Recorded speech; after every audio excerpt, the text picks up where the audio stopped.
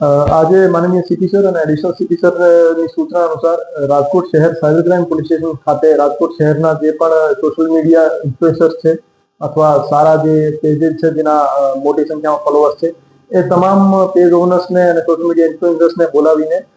એમની સાથે અમુક મુદ્દાઓને લગત ચર્ચા કરવામાં આવેલ હતી। એમાં સોશિયલ મીડિયા ઇન્ફ્લુએન્સર્સ અને જે પેજ ઓનર્સ છે એમના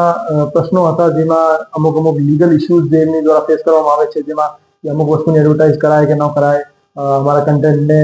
કોઈ વ્યક્તિ મિસયુઝ કરીને અમને બ્લેકમેલ કરે છે તો એમાં એવી સ્થિતિમાં શું કરી શકાય, તો એ બધા પ્રશ્નોનો પોલીસ તરફથી નિરાકરણ કેવી રીતે લાવી શકાય એ બાબતે સૂચના કરવામાં આવેલ હતી। અને આની સાથે સાથે તમામ ઇન્ફ્લુએન્સર્સને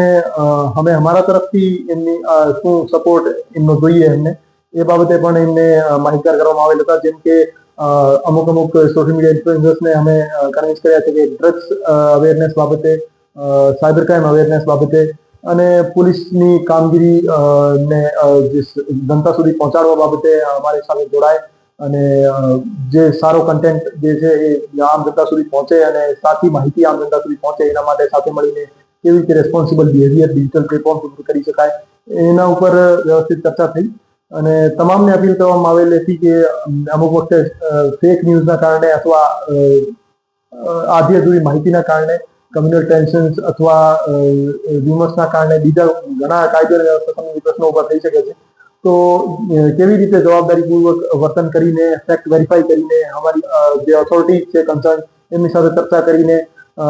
અને બધું વેરિફિકેશન કર્યા પછી જ ઇન્ફોર્મેશન જે છે જનતા સુધી પહોંચે અને વેરીફાઈડ અને ફેક્ટ ચેકડ ઇન્ફોર્મેશન જનતા સુધી પહોંચે એના માટે આગળ કેવી રીતે વધી શકાય આ એક માહિતી એની સાથે ચર્ચા કરવામાં આવી। તમામ સોશિયલ મીડિયા ઇન્ફ્લુએન્સર્સ અને કન્ટેન્ટ ક્રિએટર્સ છે એને હું અપીલ કરવા માંગુ છું કે આપ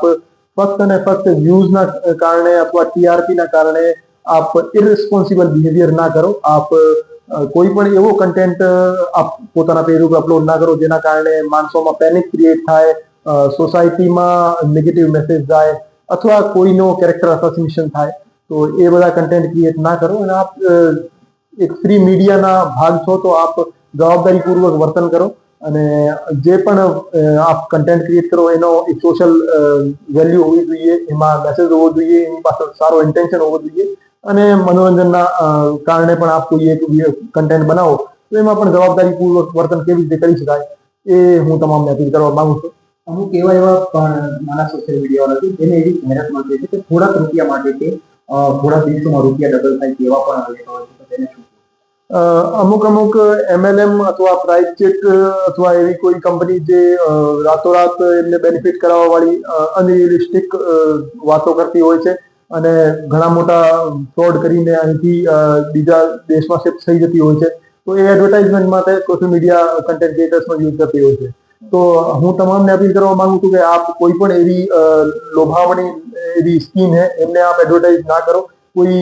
गैम्बलिंग ने लगत एक्टिविटी ने आप एडवर्टाइज ना करो જેથી કોઈ સારા વ્યક્તિ જે તમારા ચક્કરમાં તમારી સ્કીમના ચક્કરમાં ના ફસાય અને પોતાની જીવનની કમાણી ના ગુમાવી દે। અન્યથા જે લીગલ એક્શન જે છે એમાં અમુક વખતે જે